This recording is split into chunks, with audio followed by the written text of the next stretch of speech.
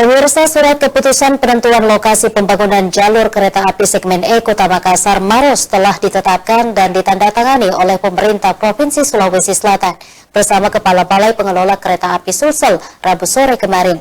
Lokasi tersebut dirilis dalam video berdurasi singkat oleh Balai Kereta Api Sulsel.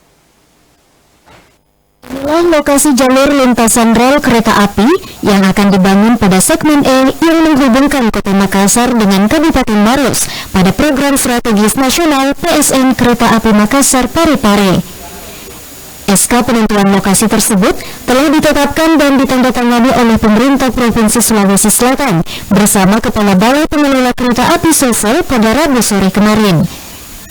Jalur rel kereta api segmen E Kota Makassar itu memiliki panjang sekitar 8 hingga 10 km, dimulai dari stasiun Mandai Kabupaten Maros menuju Patekne ke samping tol Insinyur Sutami, kemudian melewati Gudang 88 ke kawasan Sumarekon dan berakhir di Pelabuhan Perikanan Untia Kota Makassar.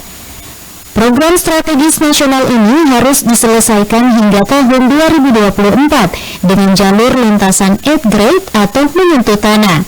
Fitri Harunisa, Celebes TV.